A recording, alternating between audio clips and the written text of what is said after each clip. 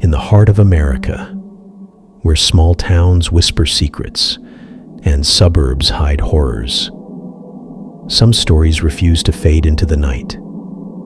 Imagine a world where justice slips through the cracks, where young lives are stolen, and the truth is buried deeper than the graves. These aren't just cold cases. They're wounds that never heal, haunting families, communities, and an entire nation that prides itself on law and order. But what happens when the system fails, when evidence vanishes, and whispers of cover-ups echo through the years? Welcome to Unsolved Shadows, a journey into the darkness that lurks in our own backyards. We'll dive into 3 chilling tales from the Midwest, each one a puzzle with missing pieces, each one a reminder that evil can strike anywhere, even in the places we call home. These cases span decades, yet they feel as fresh as yesterday's headlines, fueled by recent podcasts, DNA breakthroughs, and unrelenting family advocacy. Volume 1, The Boy on the Bluff. Volume 2, The Child Killer's Reign. Volume 3, The Girl Who Vanished. Buckle up, America. These stories will keep you up at night, questioning everything you thought you knew about safety, justice, and the hidden truths in our tight-knit communities. Picture this: Labor Day weekend, 1973, Frankfort, Michigan, a quaint lakeside town where everyone knows your name, and the biggest worry is the next fishing trip, or the Autumn Harvest Festival. 15-year-old Terry Sutter, a typical American teen with dreams as vast as Lake Michigan, kisses his mom goodbye. He's off to catch a movie, maybe bowl a few frames with friends. But fate, or something far more sinister, had other plans. An older buddy picks him up, hands him a 6-pack of beer, back when underage drinking was more of a right than a crime, and drops him near Heffernan Hill. There's a party in the woods, the kind where laughter echoes under the stars, until it doesn't. What started as a carefree night spirals into a nightmare that still grips this community over half a century later. The next morning, horror unfolds. Terry's body lies at the base of a steep bluff, face up, as if staring at the sky in silent accusation. His face, battered beyond recognition, multiple bruises on his head and neck, signs of a vicious beating that no mere fall could explain. Sand, crammed behind his eyes, inhaled so deeply it filled his lungs, suffocating him in a way that screams intentional cruelty. Was he beaten senseless and then buried alive in the sand? The first autopsy whispers accident, perhaps a drunken tumble, but a second, more thorough one, demanded by persistent family members, screams murder. Suffocation, they confirm, deliberate, cold-blooded, with no water in his lungs to suggest drowning.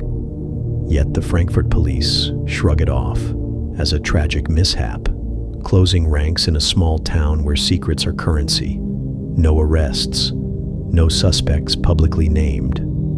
Over 50 years later, the file gathers dust, but the questions burn brighter than ever, reignited by viral podcasts and social media scrutiny. Think about it. Evidence vanishes like smoke. Crime scene photos gone without a trace. Terry's shoe missing from the scene, never recovered. And his grave? Vandalized time and again. Desecrated with a hatred that doesn't fade.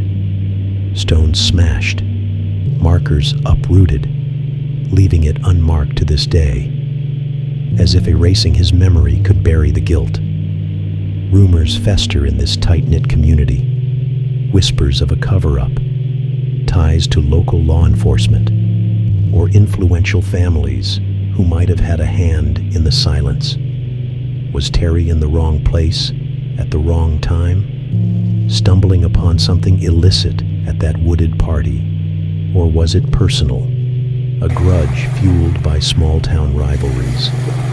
Perhaps even racial undertones mistaken at first glance, but dismissed upon closer look? Recent attention from true crime podcaster Ashley Flowers on Crime Junkie has brought fresh eyes to the case. End of summer 1973 in Frankfort, Michigan, and this tourist is out that day and he sees a person laying on the beach, and of course you're like, oh, it's a sunbather. Highlighting lost evidence, jurisdictional battles among Benzie County Sheriff, Michigan State Police, and Frankfort locals, all pointing fingers while the killer walks free. Threats resurface online, anonymous warnings to those digging too deep, suggesting the perpetrator or their protectors are still watching. Families like Terry's fight on, exhuming his body for re-examination in hopes of modern forensics, demanding answers in a system that seems designed to forget. This isn't just a mystery, it's a betrayal of the American promise that no one is above the law. A stark reminder that in places like Frankfort, where community bonds are strong, they can also strangle the truth. Terry Sutter deserved better, and with renewed viral attention drawing tips from across the nation, perhaps justice is finally stirring from its long slumber. Fast forward to the winter of 1976, Oakland County, Michigan, affluent suburbs where kids ride bikes without fear, and parents trust the world to be kind.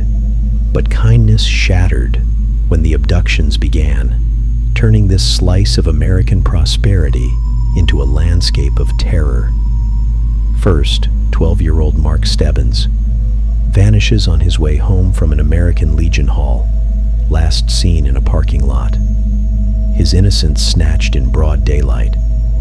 Days later, his body turns up in a snowbank, strangled, sexually assaulted, cleaned meticulously, and redressed, as if the killer cared about appearances, or was mocking the grieving parents. Then Jill Robinson, also 12, disappears after an argument with her mom. She's held for days, then shot in the face with a shotgun, her body left in a ditch, perhaps because the killer feared she might survive. Amy Mihaljevic, 10, abducted from a convenience store, smothered after 19 days in captivity. And Timothy King, 11, whose mother begged the killer on national TV to feed her boy his favorite meal, Kentucky Fried Chicken, only to find him days later, that very meal in his stomach, a cruel twist that haunts every parent who hears it. The Oakland County Child Killer, a name that sent shivers through every American household, evoking the serial killer fears that gripped the nation in the 70s. Panic gripped the heartland, curfews enforced, schools on lockdown, parents hovering like hawks over playdates and bike rides. This wasn't some distant nightmare. It was happening in the Woodward Corridor, where apple pie and Little League define life. The killer held these kids for days, up to 3 weeks, torturing them psychologically, bathing and feeding them before the end, bodies dumped in plain sight, as a bold taunt to authorities. Who could do this? Theories abound. A lone predator with a twisted sense of care, a ring of pedophiles operating in the shadows, even wild speculations linking to cults, or infamous names like John Wayne Gacy, though dismissed. But one name rises above the rest: Christopher Bush, a convicted child molester from a wealthy family, with deep ties to General Motors executives and local power brokers. Evidence linked him: dog hairs matching victims found in his home, disturbing drawings of bound boys, a ligature rope similar to those used. Yet, In 1978, Bush dies in his parents' Bloomfield Township home. A shotgun blast to the head. Or was it staged? Blood spatter patterns raised doubts. And why was his room a shrine to horror, with victim sketches on the walls? The investigation? A masterclass in failure and frustration. Lost evidence, untested DNA from hairs and fibers. Until 2012, breakthroughs revealed mitochondrial matches, jurisdictional squabbles that let leads slip away like sand. Suspicions of a cover-up linger. Bush's influential family allegedly pulled strings. Polygraph tests failed or manipulated, as revealed in recent warrants. Books like The Snow Killings by Marnie Rich Keenan allege systemic negligence, highlighting retired cops like Corey Williams, who reopened the case, poring over thousands of tips. Possible additional victims, like 2 more unsolved child murders in the area, suggest the killer's reach was wider.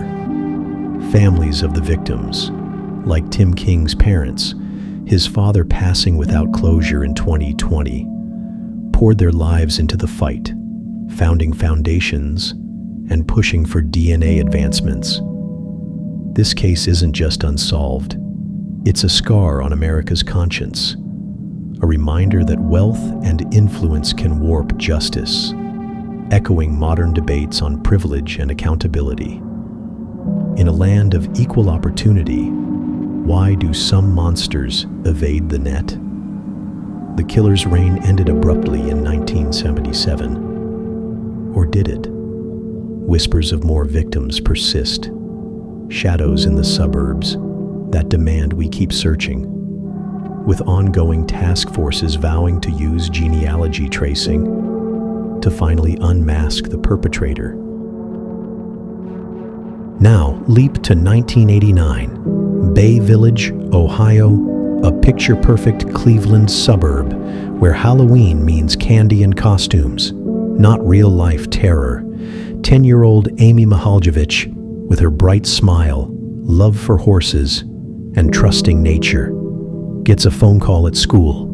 A smooth-talking man claiming he's her mom's co-worker. "Meet me at the plaza," he says, dangling a surprise gift for her mom's supposed promotion.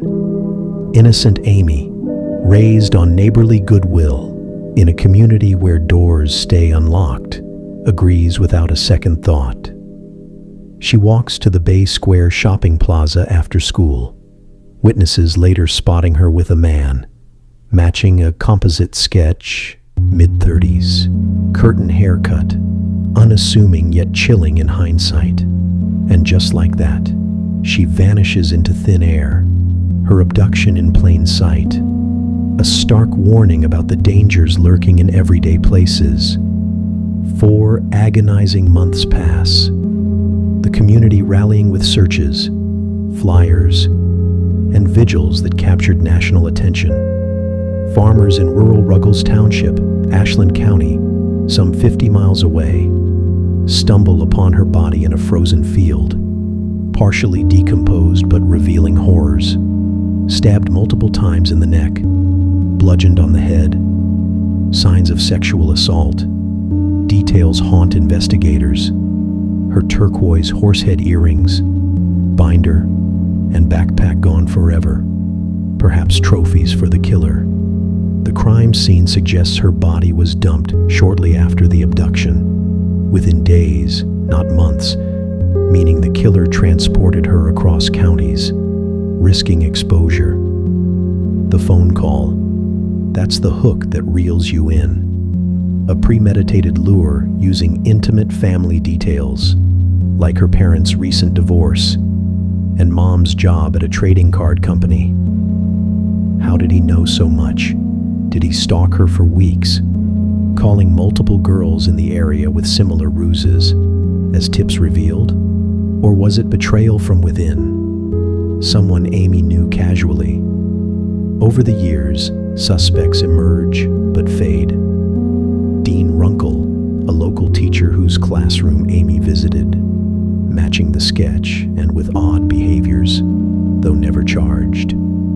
Richard Holbert, a handyman with a history of peeping, whose alibi wavers. Even Joseph Newton Chandler III, a mysterious suicide in 2002, whose real identity was a stolen child's name, linked by proximity and forensics, but inconclusive. Police fumble early on, overlooked leads, biases toward certain profiles letting others slip, but hope flickers with modern tech. 2024 discoveries of male DNA on Amy's clothing and curtain fibers from a car, now undergoing advanced testing in labs as recent as this summer.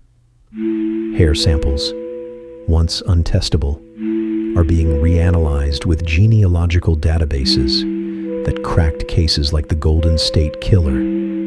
Amy's case echoes across America, fueling stranger danger campaigns, Amber Alerts, and true crime specials that save lives today. For her family, endless grief. Her father shattered, passing without answers. Her brother Jason advocating fiercely. Her mother Margaret fighting on as a beacon of resilience amid personal tragedies. This isn't just a disappearance. It's a violation of the American dream. Kids should play free, not fear the shadows. Vandalism in related cases, like Terry's grave, mirrors the eerie taunting here, as if killers crave eternal infamy. Decades later, with the FBI still involved, and tips pouring in from podcasts like Who Killed Amy Mihaljevic? By James Renner. DNA tech teases closure. The clock ticks. But in a nation built on perseverance and innovation, we owe it to Amy to never stop looking, to harness every tool, until her killer's name is finally spoken. 3 volumes, 3 echoes of loss in the American Midwest, spanning from the 70s to the 80s, yet timeless in their tragedy. Terry Sutter, beaten and buried in silence, amid small-town secrets. The Oakland County children, stolen from suburbia by a phantom predator shielded by power. Amy Mihaljevic, lured into oblivion by a voice on the phone. Her case propelled by cutting-edge science. These aren't relics of the past. They're urgent calls to action. Reminders that unsolved means unfinished. That every tip, every DNA swab could be the key. In a country where we rally for the underdog, champion truth over silence, and innovate to right wrongs, let's not forget these victims. Their stories fuel movements for better investigations, victim rights, and community vigilance. If you know something, anything, about these cases, reach out to the Benzie County Sheriff for Terry, Oakland County authorities for the child killer, or Bay Village Police and the FBI for Amy. Share this series, discuss it at dinner tables, because awareness is the enemy of injustice. The truth isn't dead. It's waiting for us to unearth it, to honor these young souls with the closure they deserve. Unsolved Shadows. Because some stories demand to be told, and justice demands to be served, now more than ever.